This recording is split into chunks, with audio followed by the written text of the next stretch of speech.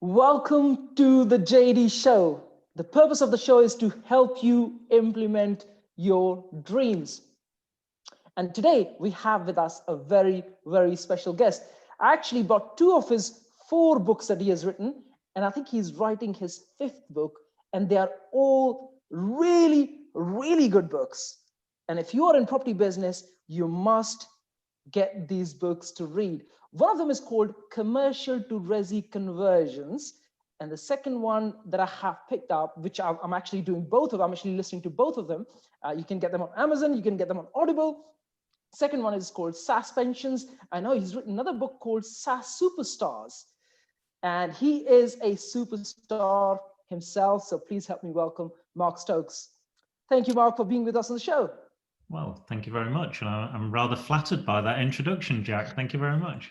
No, I was excited. I was actually, I got so much value from your books. I literally had to get in touch with you and say, Mark, amazing job, first of all. And I thought, you know what, let's just bring you up and see if we can collaborate. We can do some more business, and obviously bringing something like this, so there's more value created for other people out as well. So I really wanted to do this. So yeah, thank you for writing these books in the first place. Well, thank you. And thanks for reaching out, and thank you for the great work you do with your community. I really appreciate it. Thank you. All right, Mark, tell us a bit more about yourself. Where did you start your journey when you finished your uni, or maybe even before that? Where did you start? Well, yeah, I'd like to thank my mum, my dad. Shall we go that far back? So yeah, I was born and bred in Lincolnshire, quite humble background, very humble background. I did my degree in Sheffield. It was in construction, 1988 to 92. So I've been around a little while. And I spent the first 26 years of my 26-year corporate career. Had a number of veins to it. I've always been involved in real estate, whether that be in large-scale transatlantic, trans-EMA, fiber networks, power stations, data centers, highly resilient infrastructure. So I've run many different businesses over across the US, Europe, and Asia Pacific region. Generally, the companies I would run would have hundreds, if not thousands, of employees and engagement, and we'd be deploying, hundreds of millions of pounds worth of capital across this highly resilient infrastructure. If you imagine data centers, if the lights go out in a data center, that's a pretty big deal. That makes Visa or MasterCard or JP Morgan, they're going to be on the front page of every news channel going. So yes, highly resilient infrastructure. And I think that resilience, compliance, governance, and I may have been a CEO, a chairman, a managing director, but I'm a risk manager at heart. And so that was 25 years of corporate background. But to be running large organizations, looking at the procurement routes, the investment, bringing in investors, large deployments, leaders of teams of many hundreds of people remotely, gave me a phenomenal grounding from a very early age. And my passion has always been business. I've loved business, and I feel incredibly privileged to have had the opportunities I've had. My first employer was a joint venture between 2 American companies. And the leader of one of those companies back in 1992 became one of my first mentors as well. And if you know anything about working for an American organization, they certainly know how to throw you in at the deep end. They do, yes. That gave me lots of opportunity. And it didn't matter what opportunity came up, I raised my hand and said, I'll do it. I'll do that, as well as whatever I've got on. And the only way I could grow was to enable my team to have unlimitless potential. There were no glass ceilings in my organization. The only way I could take on other responsibility and move onward and upward was to bring my team with me. So I had a vested interest in leadership, that leadership dynamic of growing and enabling people to really be the best version of themselves. And one of the most incredible experiences that I've ever had is when I've seen people under my stewardship, tutelage, however you want to put it, achieve things that they never really truly understood they were capable of. And I've seen that time and time again in corporate life. And that enabled me to take on so many more opportunities myself. That's a great win-win, you know, creating shared value. So yeah, that was a real kind of hallmark, and not everything always goes according to plan in any form of life, be that business or you know, your own life. And I took the decision to try and help fix problems as well. I became a corporate troubleshooter, so I would be the one that got the "could you just" call from the chairman in my early career. And I spent over 20 years getting that call of "could you just?" And the only way I could address those problems was to run a highly systematic, very efficient business with delegated responsibilities and a clear succession plan. And those responsibilities would be dealing with major corporate firefights, really, things that had gone out of control, breach of bank long stops, investor relations, sadly a couple of fatalities. So, you know, issues like this need to be dealt with, and it needs a command and control. And that was my responsibility, to be parachuted into these war zones, to work out what the true issues were, understand what people's challenges were. You know, when something's gone wrong, some people hide for cover, some people just go into meltdown, some people disappear, some people get angry, some people in denial. So it gave me a real insight into character traits of humans. Yeah, that's interesting you mentioned that, because it's so right. You know, when we are, you know, when we meet challenges, most people unfortunately either melt down or disappear, and only a very sort of handful of people ever rise up to the challenge and say, I'm going to actually face this and I'm going to make it work.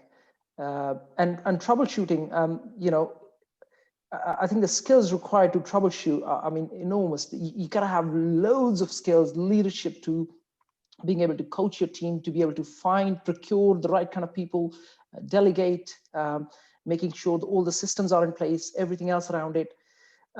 That is, I know with experience, that is a very, very difficult job to do. I used to lead a team of 25 back in one of my businesses. And my experience was that it's so hard sometimes. And I used to get calls like 2 o'clock at night and 5 in the morning. I remember one day I had a call from a senior Heathrow manager. I used to run a chauffeur company. And this is 3 o'clock. In fact, this is something you'd remember. This happened when there was in Iceland, there was, I think it was 2010, 11, 12, something like that. There was lava coming out. One of the, so that at that point, I think Heathrow was closed for 7 days. And there was loads of people, like hundreds and thousands of people at Heathrow just sitting around, and there was no cars. And I was the one getting a call at 3 o'clock at night from one of the Heathrow managers saying, can you just send me cars, irrespective of what you're going to charge. And at night time, it was very difficult to get even drivers. But anyway, cutting the long story short, I can see where the skills are coming from. I can see the depth of the books that you've written. I've done 2 of them now, well, almost. And I can see the depth of the skills and the personal development as well connected to that. So no, it's so much value. Again, I cannot insist enough for those who are watching this to really get these books, because there's so much value. It's almost unbelievable. It's not just about, I was listening to the SSAS pensions one, and it surprised me that it's not just about SSAS pensions, is it? There's a lot more to it. You can see leadership skills in there. You can see strategic skills. There's a lot more in that book, which again, people will start to realize when they read the book. So, you know, that's great. It's about taking control Yeah. I think one of the issues in society is, it's becoming more and more steeped in an entitlement culture. Yes. And quite frankly, Jack, nobody's coming to save us. That's No, we know that. Yes. We've got to take control of our own economy and our own wealth. Wealth has many different forms. It's not just economic wealth. And I made that decision. I was a board member of 7 different companies on the day I left corporate life, and that was a very tough conversation in 2014 with my my chairman to say, look, my life's heading in this way. Yeah. I found that in running 7 different companies, I was spending more time in corporate life trying to climb that ladder, and there would have been an 8th and a 9th company. Yeah. So the more successful I was in corporate life, the less time I was spending with my 4 children. Yeah. And I'm not, I'm humble enough to say that I did miss some very early years of my kids growing up, and that makes me quite sad, to be honest. And I looked at myself in the mirror, had a chat with my wife, and said, look, we're going to do something different here. Yeah.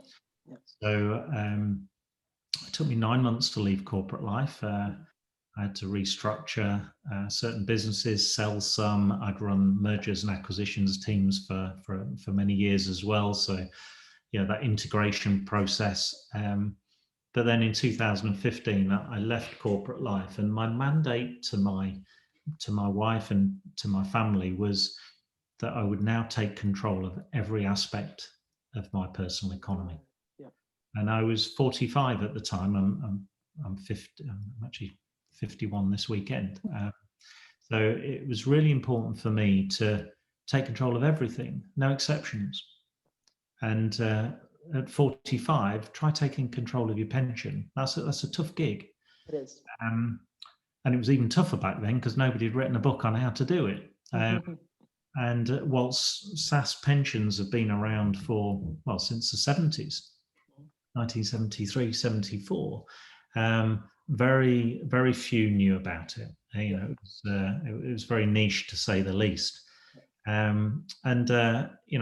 soon worked out what it was and the due diligence I'd done to get a SSAS myself. I'm very big on due diligence. I call it bank due diligence. Yeah. But equally, I don't suffer from procrastination. And I know a lot of people who do huge amounts of diligence, particularly in property, enormous amounts. But by the time they're finished, the deal's gone. Somebody else has taken it. Yeah. So, it's finding the blend between lack of procrastination and focus. I'm not a big risk taker, but I know what risk looks like, and I know how to identify it, mitigate, transfer it, and manage it. So, that taking control of my personal economy, and a SSAS isn't the way to do it. A SSAS is part of your toolkit on how. It is an incredibly valuable tool to do it. And we invest very heavily in property. We have a development company which will develop schemes anywhere from 3 million to 20 million. Tends to be commercial to residential conversions or land and build developments. So we've probably got about 70 million in our development company. And that has a great interaction with SSAS trustees. So we're heavily involved in property. We've got a vast portfolio of single lets, of buy-to-lets, and also of HMOs as well. So it's not just about the big stuff, big, sexy, big developments with tower cranes and things, lovely, but actually build our wealth one buy-to-let at a time. One at a time, yes. And I think it's translating what can be quite a complex world into a series of eminently achievable steps, a roadmap that most people can follow.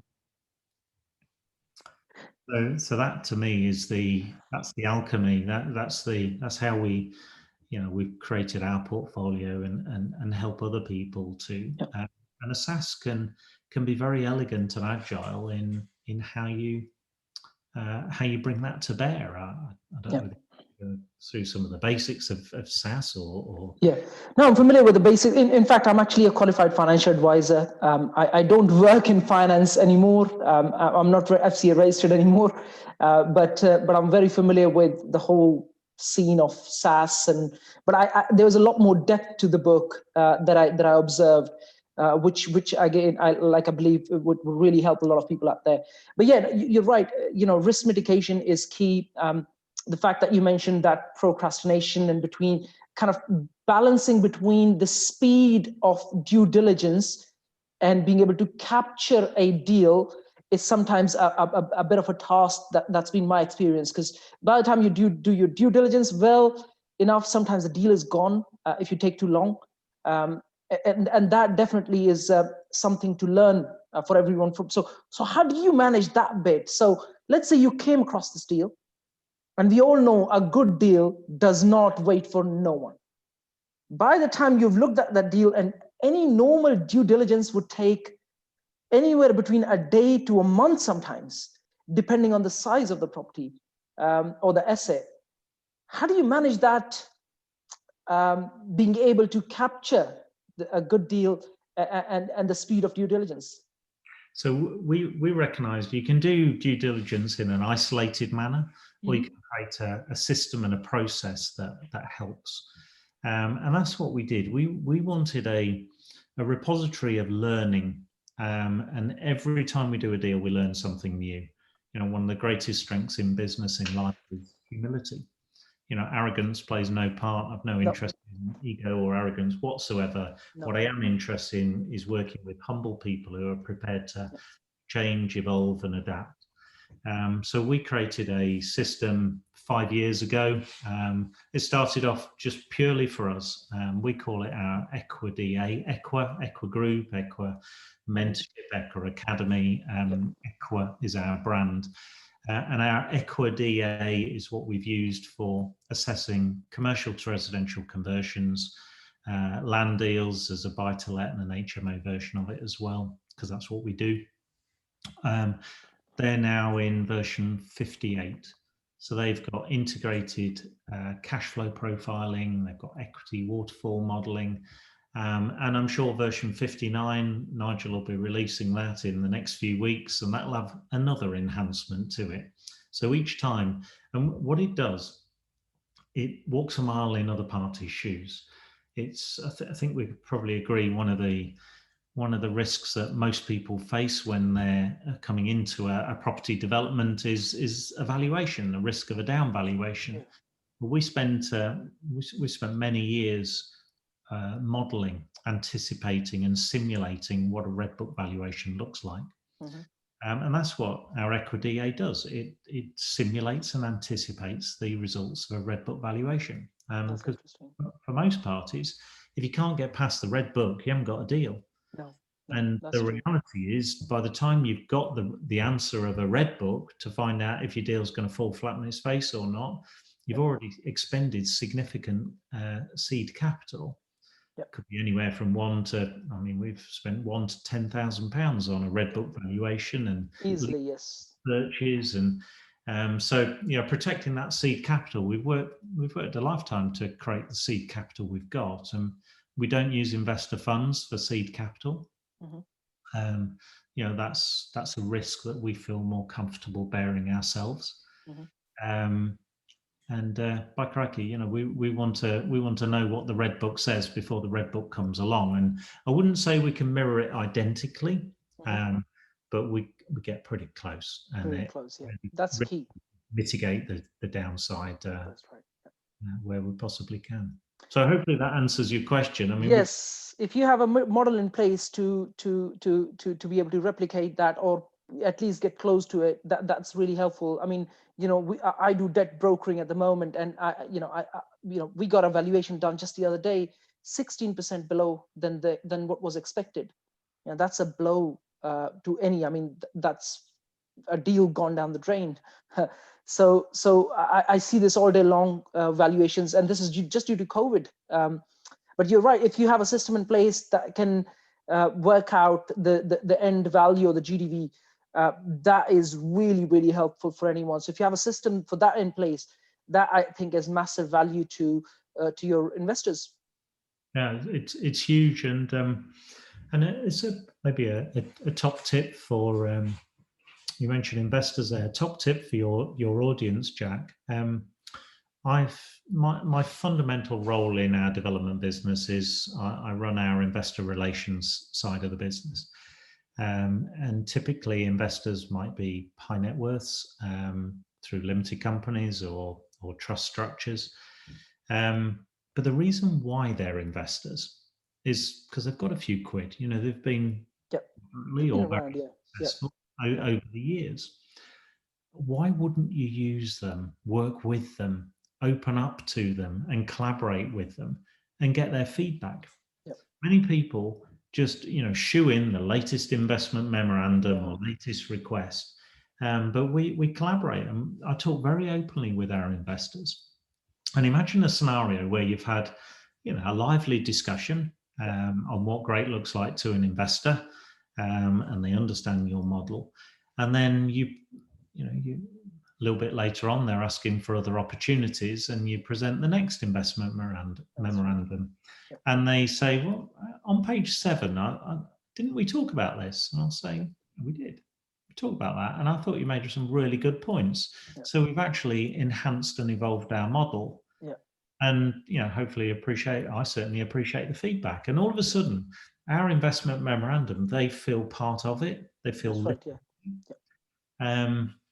and that's been incredibly valuable. That's the humility. We'll take wisdom and counsel from anybody, to be honest. Interestingly, you mentioned that, What I don't do, though, is I don't do opinion engineering.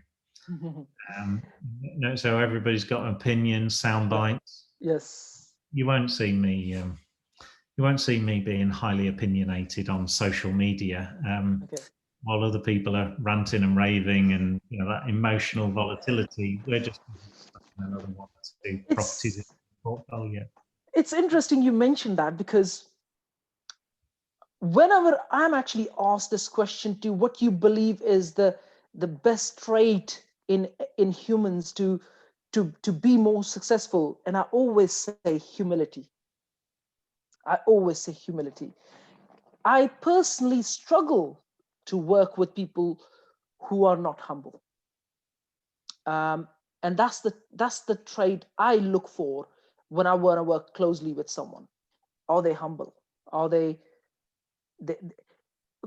and within that, when you start to look for and expand your business, and you bring people who are humble, I think stakeholder management gets a bit more easier.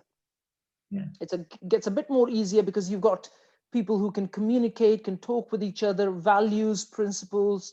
They can talk about what is it that they really want from something, rather than being opinionated. And the funny thing about being opinionated is I used to be very much one of them. I still am sometimes.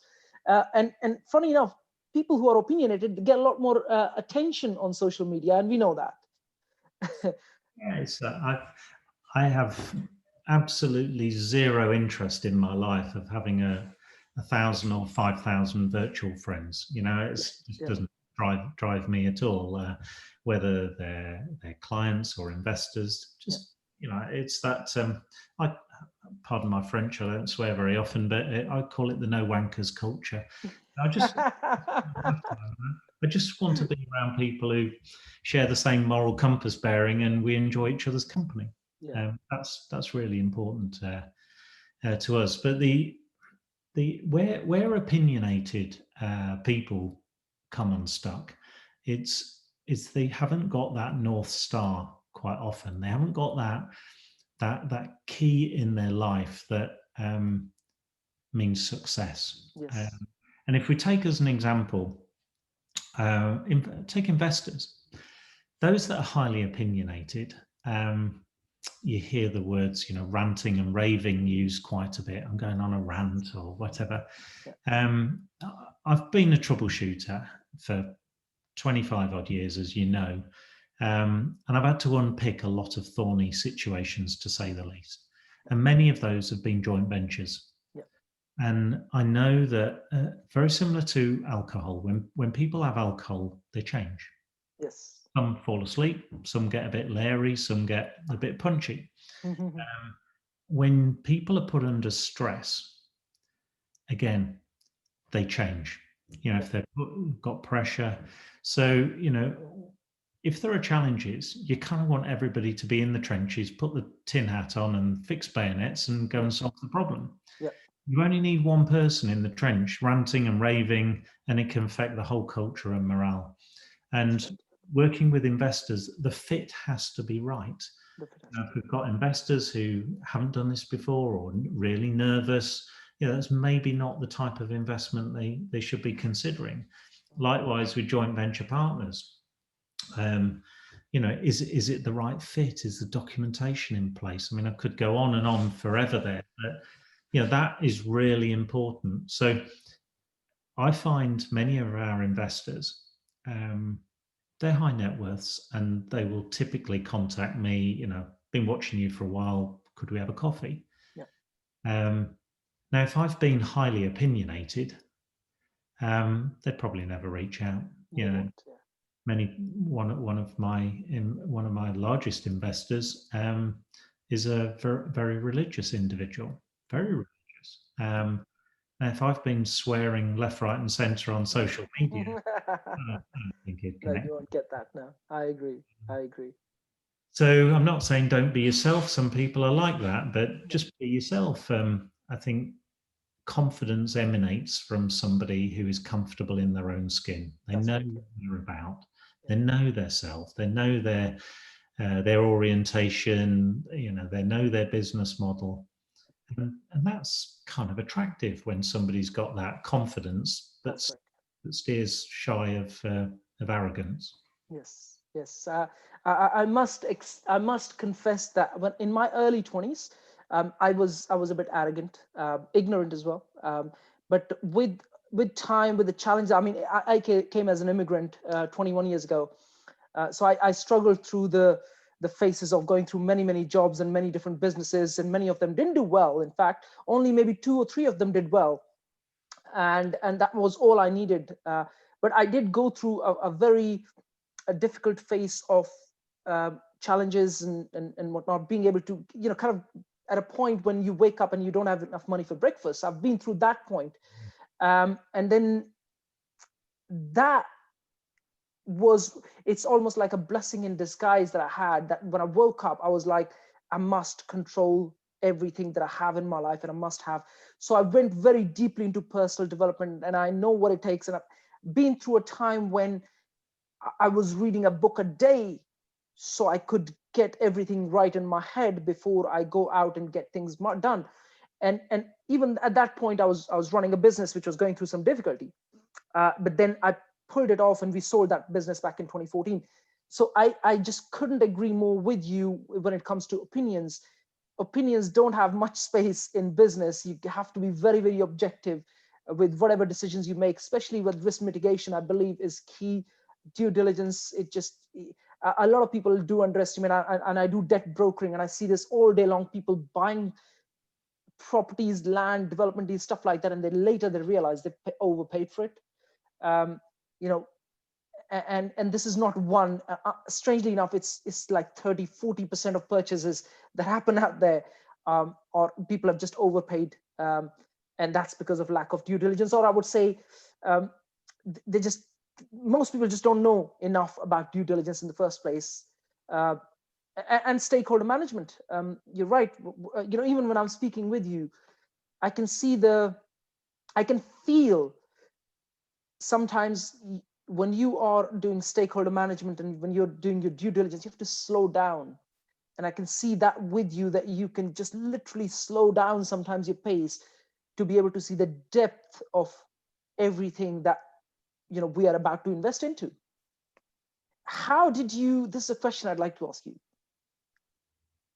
I know with experience, I think we learn that somehow, but at what point in your life, or what actually happened that made you slow down? Because I can feel that you have this capacity of being able to slow down and then look for more depth. Either it's a project or it's a person. I think over the years, I've recognized that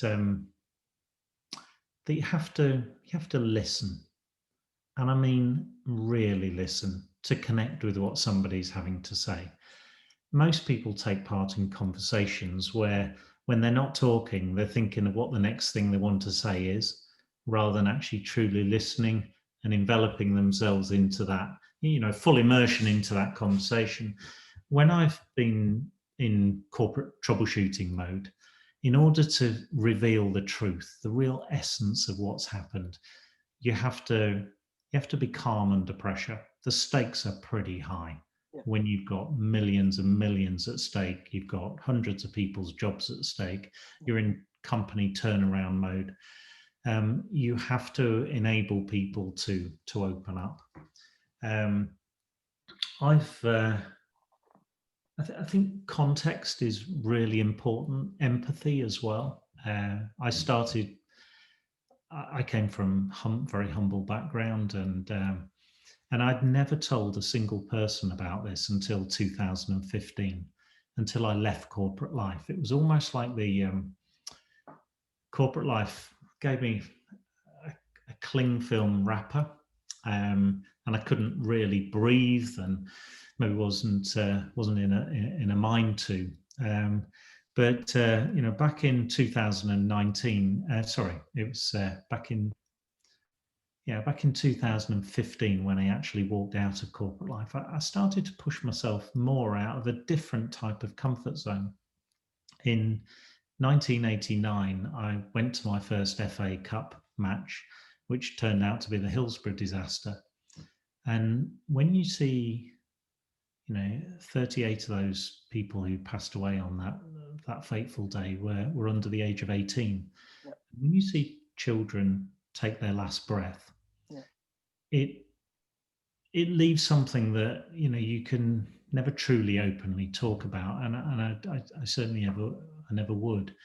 It's just so personal, and I left that stadium that long afternoon, and I was one of the thankfully one of the people that could leave that stadium on their own.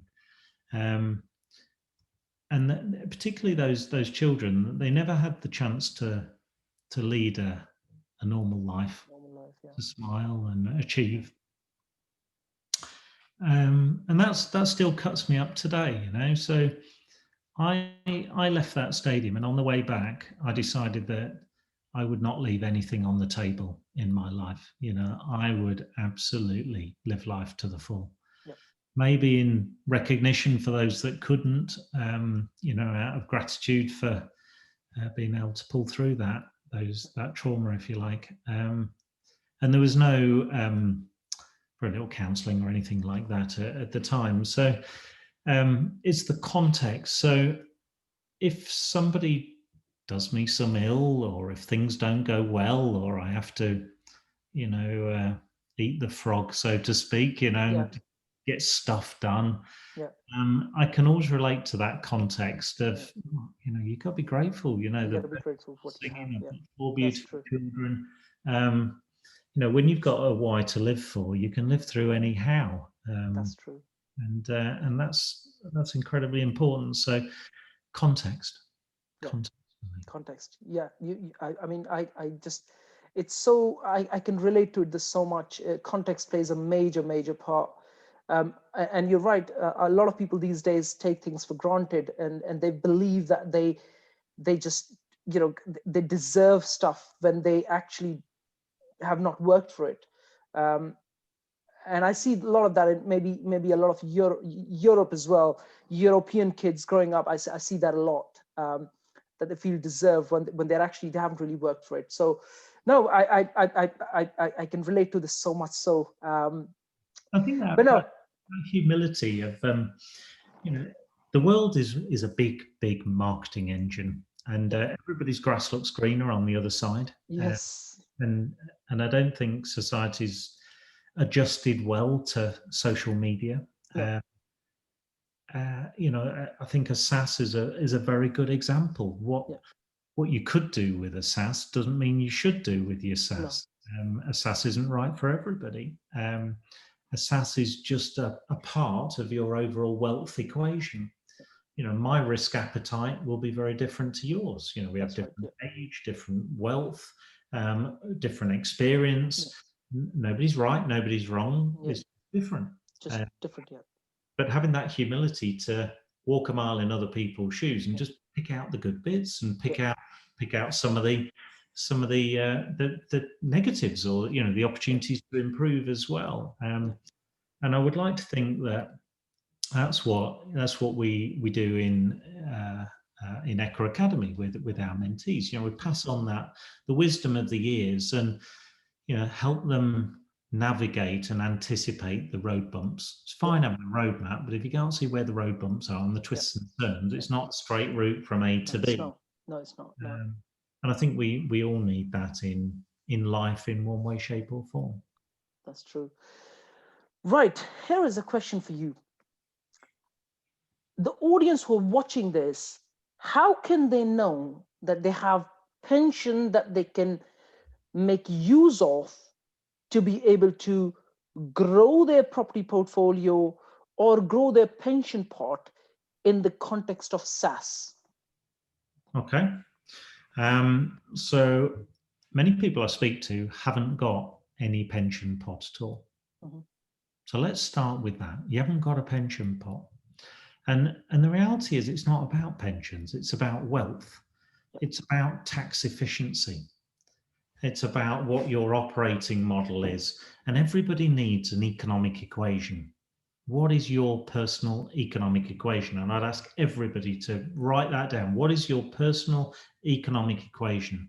Why are you running a business? Why are you developing a property? Why are you doing this? Nobody ever came out the womb looking for property. It's what property gives you.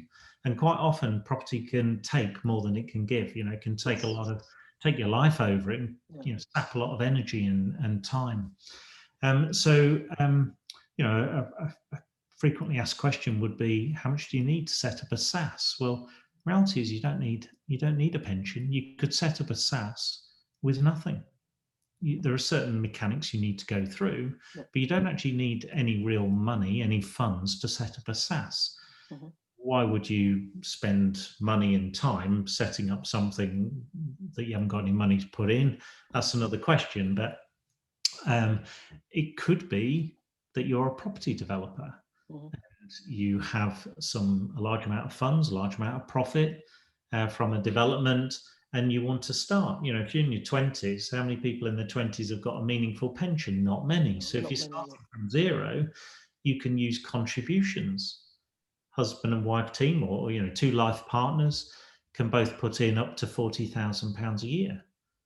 Well, into a SSAS environment, that could be in over the course of 3 years, that could be nearly £500,000 of pension scheme, pension contributions between them.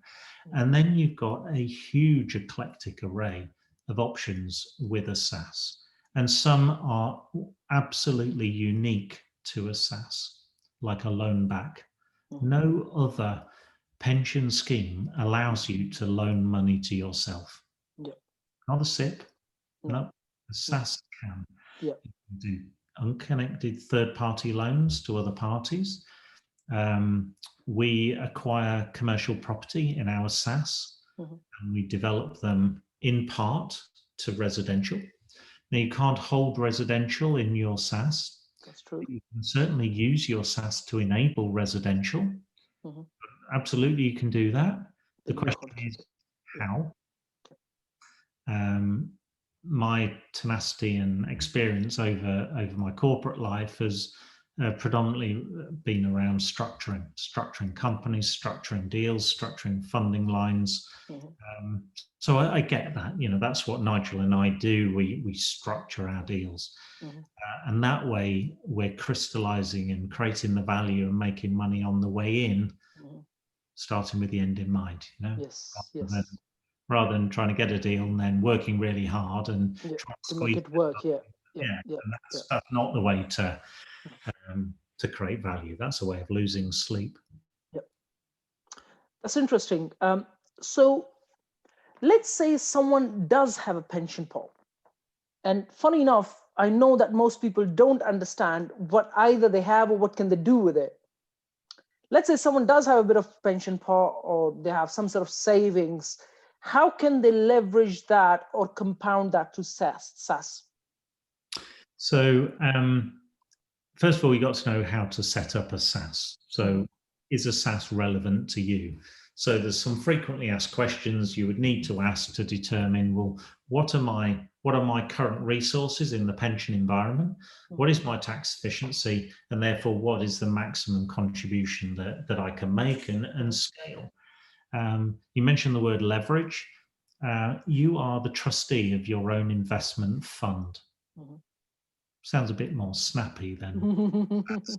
You know, most people don't know what SAS is, but it's an investment fund. Yeah. That's what it is. You're taking control of your pension investment fund. Yeah. It's very, very sleek on fees. So you mentioned compounding. Imagine if you could reduce your fees. Imagine the effect of that compounding over the next. Oh yeah, massive. Yeah. Incredible. But it comes with a lot of accountability and responsibility. You're going to be custodians of your own investment fund, your own bank. The trust will have a bank account. You'll probably have a professional riding shotgun with you. This is probably a corporate trustee in one way, shape, or form. And I see quite a few people trying to nickel and dime the process. It's a lot of money. Why would I want to do that? It's not a lot of money. The penalties for getting it wrong are pretty severe. And I've never shied away from paying good fees for quality advice, wisdom, and counsel. I don't try and do the conveyancing on a building that we're looking to buy. No interest. I work with a conveyancing solicitor. I don't try and run my SAS. I haven't got the hours in the day to learn how to become a corporate trustee and all the compliance and governance with a pension regulator and HMRC. I haven't got that appetite.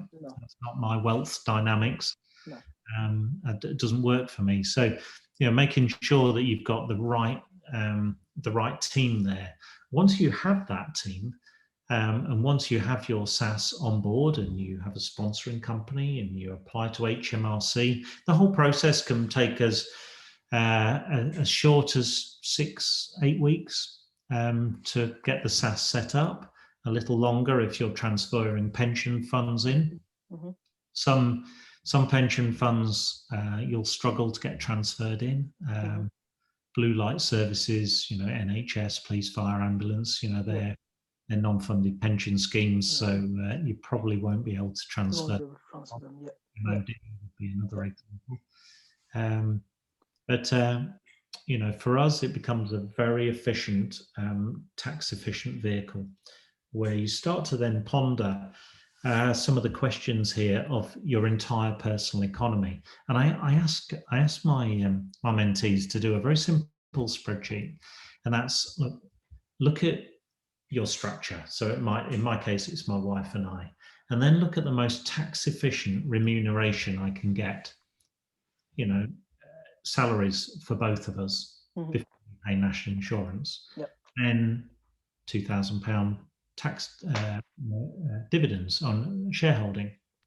And then we're not going to increase our salaries much. We're going to be taking more dividends, but dividends comes once you've got a profitable business. So you're starting to think in 3 dimensions here. And this is, again, where a SAS comes in very effectively. It just gives you more options. And one final tip on that, we never find a property deal for our SAS. Never. We find a property deal that works. That works. Works for us, then we'll look at how we structure it. And even though just because it could doesn't mean you should, we could well buy that property in cash in our SAS. But it doesn't mean that's the best place. It might be better off structured in a limited company or an LLP. Might be availability of resources. So that structuring sits right at the essence there. And one final thing on a SAS might not be for you. But if you're involved in anything to do with property, you simply must understand what a SSAS is. And what does it do? Yeah. Yeah, because you might not need a SSAS, but you could work collaboratively with SSAS trustees, because SSAS trustees have to invest. They might invest in property, they might loan out. So you want money and they've got money. Yep. It doesn't take a rocket scientist to work on that. No. You know, there's potentially rather an engaging conversation there. It is. And that is an entirely different subject in how one might become acquainted with SSAS trustees and how to become investable. Interesting. So there's two questions here that I can think about. One is, where can, let's say if someone is into property, they want to become more familiar with SSAS, I'd recommend them to buy your books first of all. But where can they find SSAS trustees to be able to see if there is synergy to invest in their own developments and so on and so forth? That's one question. Okay, so we've created a community on Facebook called SSAS Alliance. That's a great community. There's nearly 4,000 SSAS trustees or people interested in understanding more. Yeah, that's really vibrant. So come and join, become a member, and we do regular events. So it's a great community. Fantastic. Second would be, let's say if someone does have SSAS, they've got some sort of, no, not SSAS, sorry, they have some sort of pension, they have some sort of savings. What is the next step that they can take to keep it more simpler for everyone to understand this? What is the first step they can take to be able to set up their SSAS or to be able to invest those funds to compound or leverage? What is the next step that they can take?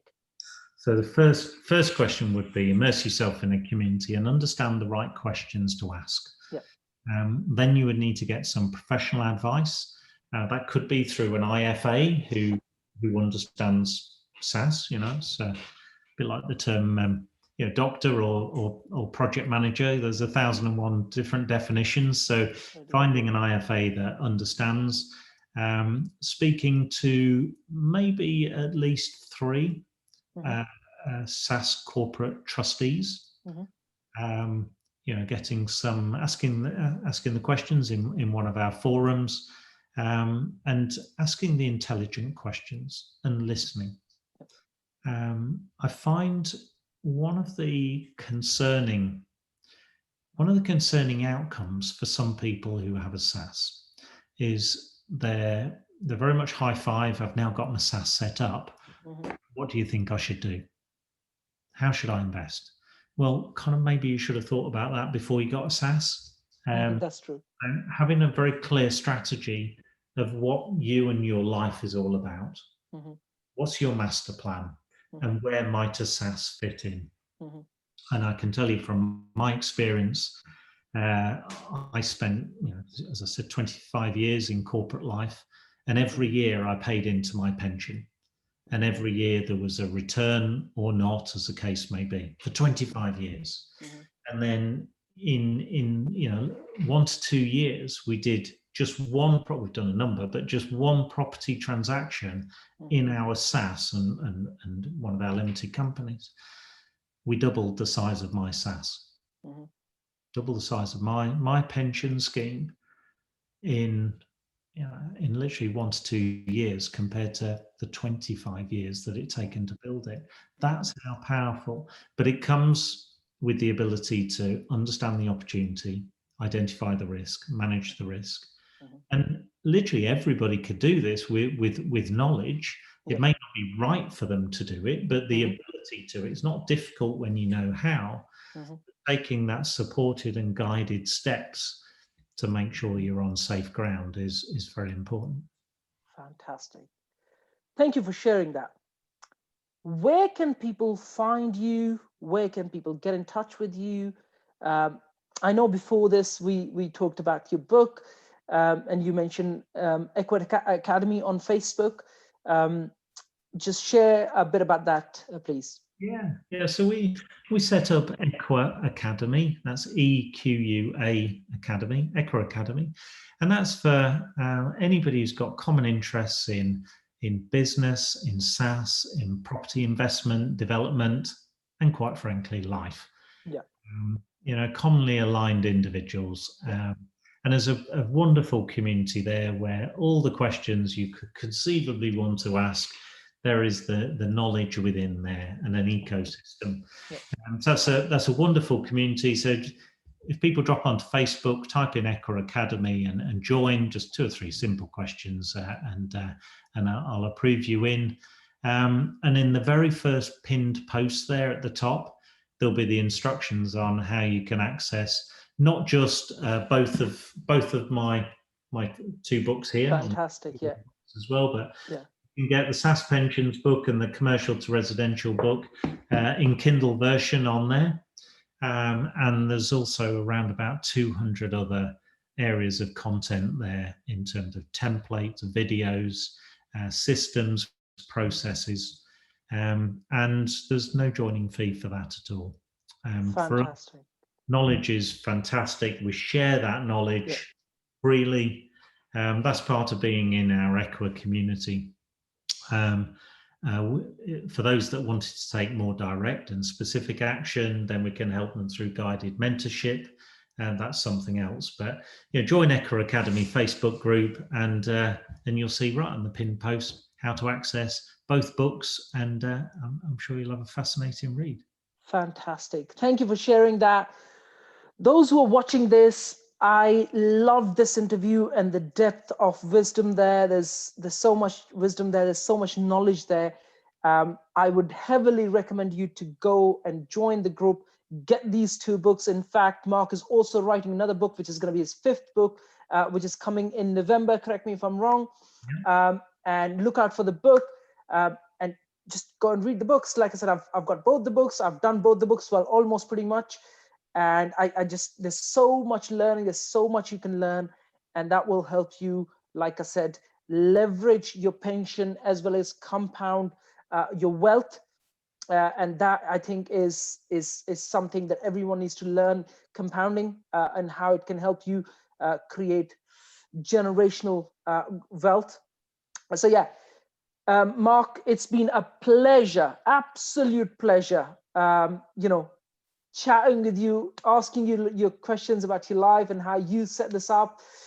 Thank you for sharing all your knowledge. It's literally, I'm just so super excited with this interview. It's going to go out to everyone, and I know loads of people are going to benefit from this, and they'll be able to see the wisdom and the depth of learning there. So yeah, thank you for being with us on the show. Thank you very much, Jack. Been an absolute pleasure. Appreciate your time. Thank you. And guys, subscribe to the channel now, and you're going to see loads and loads of awesome content in the coming months and years. We have Property Entrepreneurs Network, which is the world's first property social media platform in the world, which helps you connect with property investors, developers, builders, all sorts of property traders on the platform, and you can connect with them, you can chat, you can meet, and there is so much more to it. You can find jobs, you can book your events, and there's loads more on the platform. If you're an agent, you can upload your properties.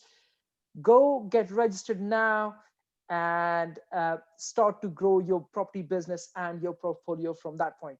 Have an absolutely amazing day. I'm going to leave a link of Equa Academy Facebook group of Mark where you can join, and I'll also leave a link of Property Entrepreneurs Network where you can get registered and get connected with investors to grow your amazing business. So have an absolutely amazing day, and I'll see you guys very, very soon.